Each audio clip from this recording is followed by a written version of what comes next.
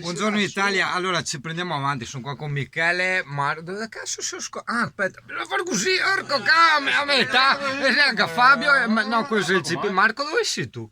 Sì, tu che ti? Ah, ok, arrivo qua. No, perché in modalità specchio non mi capisco. Allora, ragazzi, bando alle ciance. Ci stiamo vedendo per Capodanno. Innanzitutto daremo conferma lunedì. Quindi, se sei interessato a venire con noi, scrivi nei commenti, segui i commenti. No, aspetta, vado a guardare là.